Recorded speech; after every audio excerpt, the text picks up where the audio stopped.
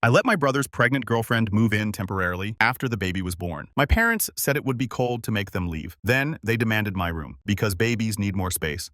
I 27M need advice about a family situation that's getting complicated. 3 months ago, my younger brother Tyler, 25, got his girlfriend Ashley, 23, pregnant. They'd only been dating for about 6 months, and neither of them was prepared for this. Tyler works part-time at a warehouse while taking community college classes, and Ashley was working as a server at a local restaurant. When Ashley's pregnancy progressed, her living situation became unstable. She'd been sharing a small apartment with 2 roommates, but they weren't comfortable with a baby coming into the picture. My parents, Robert, 56, and Linda, 54, immediately went into crisis mode. They've always been the type to help family no matter what, which I usually admire about them. Here's where I come in. 2 years ago, I bought a 3-bedroom house in a decent neighborhood about 20 minutes from my parents.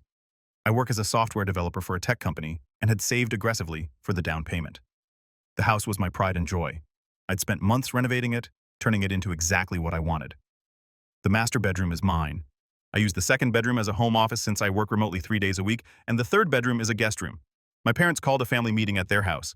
I should have seen the signs when Mom made my favorite dinner and Dad kept refilling my beer. They started talking about Ashley's situation, how she was 7 months pregnant and about to be homeless. Tyler sat there looking miserable while they laid out how family takes care of family. She just needs somewhere to stay until she and Tyler can get on their feet, Mom said, giving me that look she's perfected over the years. You have that guest room just sitting empty most of the time. I pointed out that Tyler could move in with Ashley somewhere, but apparently he wasn't ready for that level of commitment. Yes, you read that right. He got her pregnant, but wasn't ready to live with her. Dad jumped in to say Tyler was working on himself and needed time to adjust to the idea of fatherhood. The pressure was intense. Mom started talking about how Ashley had no family support. Her parents live in another state and aren't in a position to help, how she was all alone, how the stress wasn't good for the baby. Dad mentioned how proud he was that I'd done so well for myself and how this was my chance to give back to the family. I want to be clear, I'm not heartless. The thought of my future niece or nephew potentially being born into homelessness bothered me. So I agreed, but with clear conditions. 1, this was temporary, maximum 6 months. 2, Ashley would contribute $300 per month to help with utilities and groceries. 3, she'd be responsible for her own food and personal items. 4, no overnight guests without asking first. 5, she'd keep the common areas clean. 6, we'd revisit the arrangement after the baby was born. Ashley moved in 2 weeks later. At first, things were okay. She was quiet, kept to herself mostly, and was genuinely grateful. She'd often cook dinner for both of us as a thank you, and we'd sometimes watch Netflix together in the evenings. I started to feel good about helping out, but then the baby stuff started arriving. What began as a few boxes from her baby shower turned into a full nursery setup in the guest room. The garage became storage for strollers, car seats, and boxes of diapers. My parents would drop by with more stuff constantly: a changing table, a rocking chair, a baby bathtub. My organized minimalist house was being taken over by pastels and baby gear. I mentioned this to my parents, reminding them this was temporary. Mom just patted my hand and said, "Oh, honey, babies need so many things. You're doing such a good thing for your family." Tyler, meanwhile, would visit Ashley maybe twice a week. He'd stay for a few hours, usually bringing takeout, then leave. When I asked him about his plans for when the baby came, he'd get defensive and say he was figuring things out and that I didn't understand the pressure he was under. 2 weeks ago, Ashley went into labor. Tyler was there for the birth, and my parents were over the moon about their first grandchild, a healthy baby girl they named Emma. I sent flowers and a congratulations card, figuring I'd give them space to adjust. That's when everything changed. The baby came home 3 days ago, and my quiet, peaceful house is gone. Emma has her days and nights mixed up, so she's up crying every few hours at night. The thin walls mean I hear everything. Ashley tries to keep her quiet, but you can only do so much with a newborn. My home office is next to the nursery, and working from home has become nearly impossible. During my video calls, you can hear the baby crying in the background. My manager made a joke about my new assistant, but I could tell he wasn't thrilled about the disruption. But the real kicker came yesterday. My parents came over to see the baby and stayed for dinner. As we were eating, Mom casually mentioned how nice it was that Emma had a stable home environment and how important the first year is for child development. Actually, I said, trying to keep my voice light, we should probably start talking about next steps. The 6-month agreement would have Ashley here until May, but with the baby here now, maybe we should revisit that. The temperature in the room dropped about 10 degrees. You're not seriously thinking of putting a newborn baby out on the street? Mom's voice was sharp. Of course not, I said, but Tyler and Ashley need to start making real plans. This was always temporary. Dad set down his fork. Michael, that baby is your niece. Your blood. You have all the space and they have nothing. How can you be so selfish? Tyler, who had been silent until then, finally spoke up. Maybe if you weren't so uptight about your perfect house, you'd realize some things are more important than your home office aesthetic. Ashley started crying, holding Emma closer. I knew this would happen. I told Tyler you'd want us gone as soon as the baby came. I guess we'll just have to figure something out even if it means. She trailed off, but the implication was clear. My parents immediately went into comfort mode with her while shooting me disappointed looks. Mom held the baby while Dad assured Ashley that everything would work out and gave me a pointed look that said, I better make it work out. They left shortly after, but not before Mom pulled me aside. I raised you better than this, Michael. That baby deserves stability. You have the means to provide it. Don't be the uncle who turned his back on family when they needed him most. I'm now sitting in my home office at 2 a.m. because the baby is crying again and I can't sleep. I feel like a monster for wanting my house back, but I also feel like I'm being manipulated. I work hard for what I have, and while I wanted to help, I never signed up to be a permanent housing solution for my brother's girlfriend and baby. Tyler still hasn't made any moves to step up. He's not contributing financially, he's not staying nights to help with the baby, and he's not looking for a place for them to live together. But somehow I'm the bad guy for expecting them to stick to our original agreement. Am I being heartless here? How do I handle this without destroying my relationship with my family, but also without becoming a permanent landlord to my brother's responsibility? Update 1 2 weeks later. 2 weeks. Thank you to everyone who responded to my original post. Your comments ranged from calling me a doormat to suggesting I formally evict Ashley immediately. I've spent the last 2 weeks trying to find a middle ground, and I need to update you on how spectacularly that's failed. First, let me address some common questions from the comments. And no, there's no formal lease agreement. I stupidly thought family didn't need legal documents. Yes, Tyler is the father. That was never in question. Ashley's parents live in Florida. Her mom is on disability, and her dad works minimum wage. They can't help financially or with housing. I make good money, around $110,000 per year, but I'm not wealthy. I have a mortgage, student loans, and regular bills like everyone else. Now for the update. After reading your comments, I decided to have a formal sit-down with Tyler. I texted him that we needed to discuss his plans for Ashley and Emma, and he agreed to come over last Sunday afternoon. He showed up an hour late, reeking of weed. When I started talking about timelines and his plans, he immediately got defensive. Bro, why are you putting so much pressure on me? He said, I'm trying to figure things out. Tyler, you have a daughter now. You needed to have things figured out months ago. He launched into a rant about how not everyone had their life together like me, how some people didn't get lucky with good jobs, how I was privileged and didn't understand struggle. I pointed out that we grew up in the same house with the same parents and the same opportunities, but he just rolled his eyes. You were always the golden child, Michael? Mom and Dad worship you and your perfect house and your perfect job. Some of us are still finding ourselves. You're 25, not 15, and you have a baby now. The conversation deteriorated from there. He accused me of trying to control him.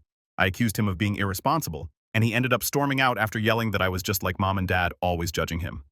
2 days later, I came home from the office to find my parents' car in the driveway. Inside, Mom was rearranging my living room furniture to make space for a baby swing. Dad was in the garage building some kind of shelving unit for baby supplies. What are you doing? I asked. Mom barely looked up. Oh, hi, honey. We're just helping Ashley make the space more baby-friendly. That coffee table has sharp corners so dangerous for when Emma starts crawling. Mom, Emma is 2 weeks old. She won't be crawling for months. And even then, you can never be too prepared, she said, continuing to push my couch against the wall. I found Dad in the garage drilling brackets into my wall. My wall without asking. Dad, stop. What are you doing? He paused, looking at me like I was overreacting. Just putting up some shelves for the baby supplies. They were cluttering up your garage floor because they're not supposed to be here permanently. Dad set down his drill and gave me the look, the one that used to make me feel like a disappointment as a kid. Michael, we need to talk about your priorities. You have a beautiful home here, plenty of space, and your brother is struggling. Tyler isn't struggling, Dad. He's choosing not to step up. There's a difference. He's young, Dad. He's 2 years younger than me, and he was old enough to make a baby, so he's old enough to take care of one. The conversation went nowhere. My parents left, but not before Mom made several passive-aggressive comments about how she hoped I'd reflect on what kind of man I wanted to be. The house situation has gotten worse. Ashley is lovely, don't get me wrong, but living with a newborn is exhausting even when it's not your kid. The baby cries all night. There are dirty bottles in the sink constantly, and the smell of dirty diapers permeates everything. Despite Ashley's best efforts with the diaper genie, my work is suffering.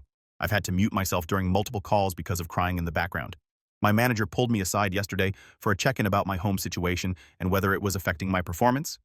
I assured him it was temporary, but I could see the skepticism in his eyes. The financial burden is increasing too. The $300 Ashley pays doesn't even cover the increase in utilities from constant laundry, the baby bath, and having someone home all day. My grocery bills have doubled, and I'm constantly finding my things used or moved. But the worst part, Tyler posted on Instagram yesterday, pictures from a weekend trip to Vegas with his buddies.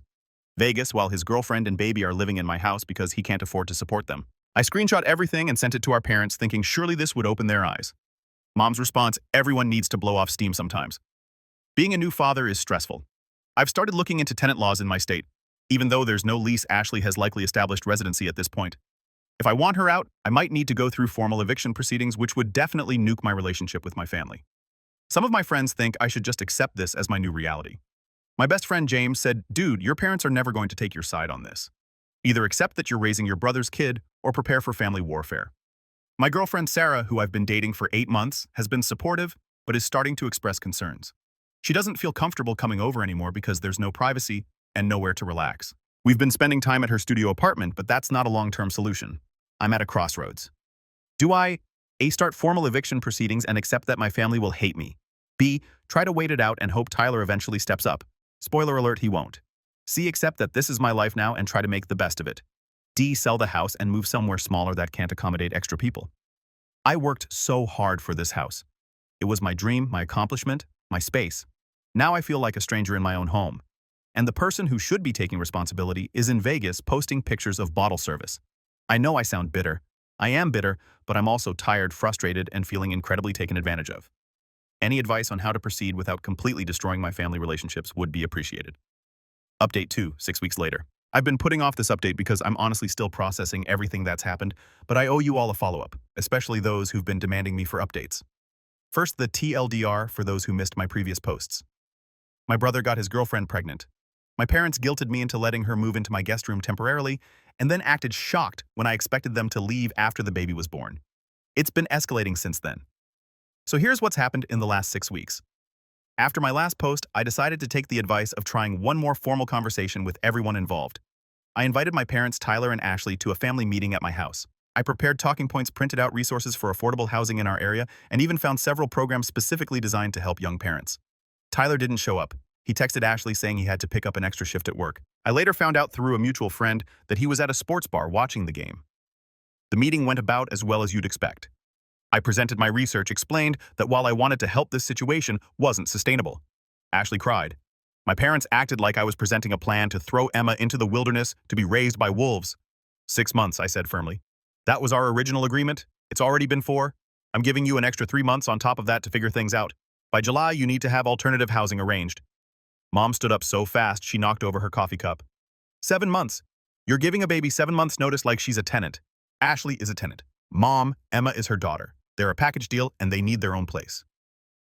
Dad tried the guilt angle. What happened to you, Michael? You used to have compassion. Now it's all timelines and agreements. This is family. Tyler is family too, I shot back.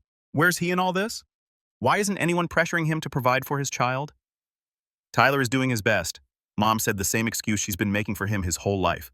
His best included Vegas last month and a new gaming system he posted about on Facebook. Seems like he's doing fine to me. The meeting ended with my parents storming out and Ashley locking herself in the guest room with Emma. I could hear her on the phone with Tyler crying about how his family hated her. Things got progressively worse from there. My parents started what I can only describe as a Cold War. They'd stop by when I was at work. Ashley would let them in and continue baby-proofing my house. I came home to find cabinet locks installed, electrical outlet covers everywhere, and I kid you not, a baby gate at the top of my stairs in my house.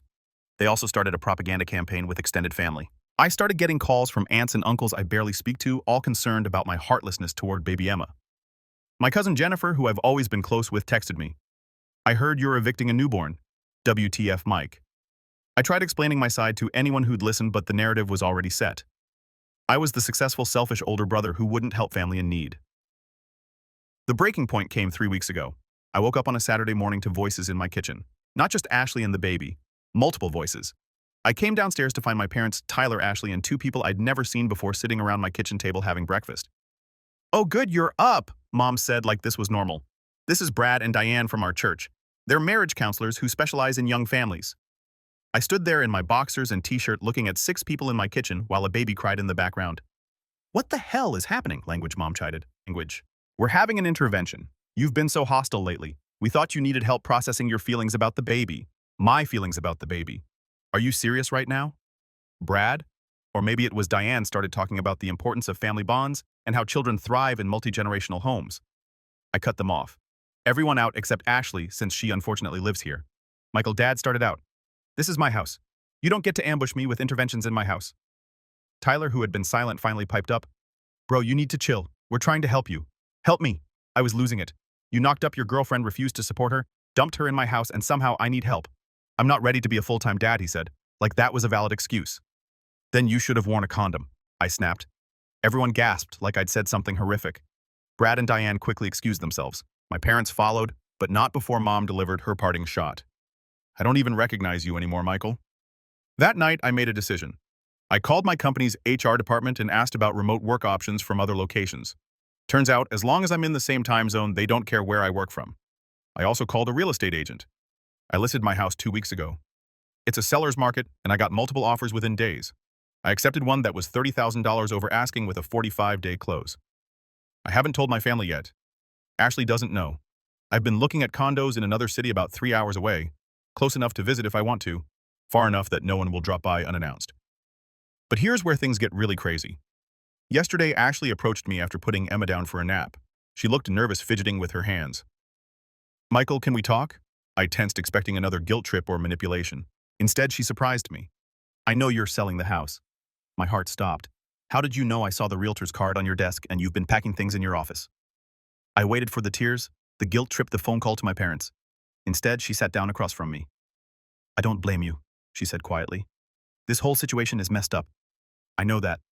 I'm grateful for what you've done, but I know it's not fair to you. We talked for over an hour, the first real conversation we'd had since she moved in. She told me how Tyler had promised her they'd get their own place before the baby came, how he'd been stringing her along with excuses and promises, how my parents enabled him by making everyone else responsible for his choices. I love him, she said, but I don't think he's ever going to grow up. Your parents will always bail him out, and he knows it.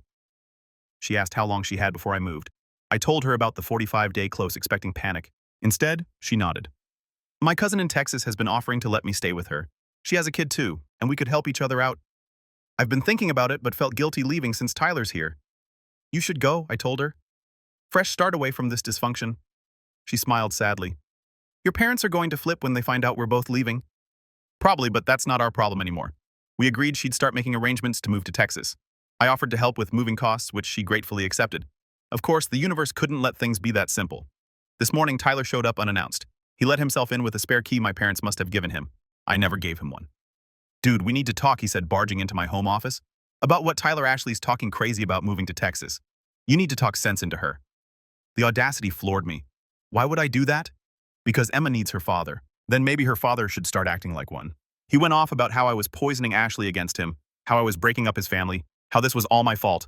I let him rant until he ran out of steam. Are you done? I asked. Screw you, Mike. Get out of my house and leave the key. He threw the key on my desk and stormed out, but not before delivering his own parting shot. When Mom and Dad find out about this, you're dead to this family. So that's where things stand. The house closes in 38 days. Ashley is making plans to move to Texas. Tyler is probably running to our parents as I type this, and I'm looking forward to a fresh start in a new city where my family can't ambush me with interventions over breakfast. I know some of you will say I'm running away from my problems. Maybe I am, but sometimes when your family refuses to respect your boundaries, distance is the only solution. I'll update once more after the move, but honestly, I'm looking forward to this chapter of my life being over. I've learned a lot about boundaries, family manipulation, and the importance of legal agreements even with family, especially with family.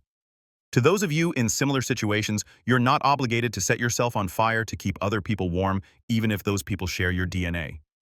Final update, 3 months later. Hey everyone, I know it's been a while since my last update, and I've gotten a lot of DMs asking how things turned out. I'm finally in a place, literally and emotionally, where I can share the conclusion to this saga. When I last posted, I had just listed my house for sale, and Ashley was making plans to move to Texas with Emma. Tyler had stormed out after learning about our plans, and I was bracing for the inevitable family explosion. I didn't have to wait long. That evening, my phone started blowing up. Calls, texts, voicemails, my parents, Tyler, aunts, uncles, cousins, family members I hadn't spoken to in years. I turned off my phone and went to bed. The next morning, I had 47 missed calls and over 100 text messages. The doorbell rang at 7 a.m., then 7:15, then 7:30. I looked out my bedroom window to see my parents' car in the driveway and my mom standing on the porch. I didn't answer. They came back that evening with Tyler. I watched from my security camera app as they tried their keys, which I had changed the locks that afternoon, rang the doorbell repeatedly, and eventually left after Mom slipped a note under the door. The note was exactly what you'd expect. Michael, we're devastated by your selfishness. Selling your house to abandon your family is a new low, even for you. We raised you better than this. You're breaking our hearts and destroying Emma's chance at a stable home. We pray you'll come to your senses, Mom and Dad. I texted them once I'm an adult making decisions about my own property, Please respect my privacy. The response was immediate and harsh. Dad texted, "You're a disappointment." Mom sent, "I hope you can live with yourself knowing you made a baby homeless." Tyler's was the most colorful. "You're not my brother anymore. Dead to me." The next few weeks were a blur of packing, dealing with a house sale, and dodging my family's increasingly desperate attempts to save me from myself. Mom's words, not mine. The extinction burst, thank you to the Redditor who taught me that term, was spectacular. They called my employer trying to convince them I was having a mental health crisis. They contacted my real estate agent claiming the house sale was fraudulent. They showed up at my girlfriend Sarah's apartment looking for me. They started a prayer chain at their church for my lost soul. They convinced my elderly grandmother to call me crying about family unity. The grandmother call almost broke me. She's the sweetest woman, and hearing her cry about how I was tearing the family apart made me question everything. But then she said something that snapped me back to reality. Your mother says you're jealous of Tyler for having a baby. Jealous of Tyler for having a baby he won't take care of. That's the narrative they created to explain my irrational behavior. Meanwhile, Ashley was having her own family drama. When Tyler found out she was really planning to move to Texas, he suddenly became father of the year for about 48 hours. He showed up with flowers, promised to get his own apartment, swore he'd step up. Ashley, to her credit, didn't fall for it. He literally asked to borrow money for gas in the same conversation where he promised to support us. She told me, "I'm done." She moved out 2 weeks before my closing date. The morning she left, we had coffee together while Emma slept. "I'm sorry this all happened," she said. "I never meant for it to go this far. I know, and I'm glad you're getting a fresh start." She hugged me before leaving. "Your family doesn't deserve you, Michael. Don't let them make you feel guilty for having boundaries." With Ashley gone, my parents shifted into overdrive. They now had the narrative that I'd driven away both Ashley and Emma. Mom showed up at my work. Security had to escort her out. Dad left voicemails about how I'd ruined Tyler's chance at being a father. The day before closing, they played their final card. They offered to buy my house for the full asking price if I'd let Tyler move in and they'd manage it for him. I declined. The closing went smoothly despite my family's attempts to interfere. I moved into a nice 2-bedroom condo in a city 3 hours away. It's smaller than my house, but perfect for me. There's a gym in the building, a coffee shop on the corner, and best of all, no family drama. I blocked most of my family on everything except email in case of actual emergencies. I stayed in touch with my cousin Jennifer, who understood my side after hearing the full story. "They've always babied Tyler," she told me. "Remember when he crashed 3 cars in high school and they kept buying him new ones? This is just the adult version." Through Jennifer, I've gotten some updates. Tyler is back living with our parents. He's working part-time at a vape shop and spending most of his time gaming. He posts on social media about how Ashley stole his daughter. And my parents are now raising money through their church to hire a lawyer to seek grandparent rights in Texas. They tell everyone I had a breakdown and abandoned the family. Ashley, from what I can see on social media, is thriving in Texas. She's working at a dental office. Emma is in daycare, and she seems genuinely happy. She sent me a Christmas card thanking me again for everything and letting me know they're doing well. As for me, I'm in therapy working through the guilt and manipulation. My therapist says I'm a textbook case of the responsible child in a dysfunctional family system. I'm learning about boundaries and enmeshment and how being the successful one doesn't mean I have to compensate for everyone else's failures. Sarah and I are still together. She's been incredibly supportive through all of this and even helped me decorate my new place. We're taking a weekend trip next month, something I couldn't have done when my house was baby central. My work performance has improved dramatically without the constant chaos. I even got promoted last month, something my manager said was long overdue, but had been questionable when my performance was suffering. Do I have regrets? Sometimes I miss the idea of family, the fantasy of supportive, reasonable people who respect each other. But that's not the family I have. The family I have expects me to subsidize Tyler's irresponsibility indefinitely while being grateful for the opportunity. I've learned some hard truths. 1, family isn't a free pass to violate boundaries. 2, you can't help someone who won't help themselves. 3, enabling one person often means sacrificing another. 4, sometimes love means letting people face the consequences of their choices. 5, your mental health and well-being matter just as much as anyone else's. To those who said I was too harsh, you didn't live it. You didn't have your sanctuary turned into someone else's nursery. You didn't watch your brother party while you paid for his responsibilities. You didn't have your parents gaslight you into thinking basic boundaries were selfish. To those who said I should have kicked everyone out immediately, you were right. I waited too long hoping for reasonableness that was never coming. To those in similar situations, get everything in writing. Set clear boundaries from day one. And remember, helping family doesn't mean enabling them. I know this isn't the update some of you hoped for. There's no reconciliation. No moment where my family realizes they were wrong. No happy ending where Tyler steps up and becomes a great dad. Real life doesn't usually work that way. But I'm at peace. I have my own space. My relationship is stronger. My career is thriving. And I'm learning to set healthy boundaries. That's its own kind of happy ending. I won't be updating again. It's time to close this chapter. Thank you all for your support, advice, and validation. You helped a stranger on the internet realize he wasn't crazy for wanting basic respect in his own home. And Tyler, if you somehow read this, grow up dude, your daughter deserves better. Edit, since several people have asked, yes, the house sale was completely legal. I owned it outright. No one else was on the deed. Ashley and I exchanged contact info and occasionally text. She's doing great and Emma is healthy and happy. I'm in individual therapy, not family therapy. My therapist agrees that family therapy requires all parties to want change. The grandparent rights thing probably won't go anywhere. Texas has strict requirements they don't meet. I kept all the documentation of Tyler's lack of support in case Ashley ever needs it for custody issues. Yes, I'm aware I probably could have handled some things better. Hindsight is 20/20. And no, I don't regret selling the house. It was the nuclear option, but sometimes that's what it takes. Take care, everyone.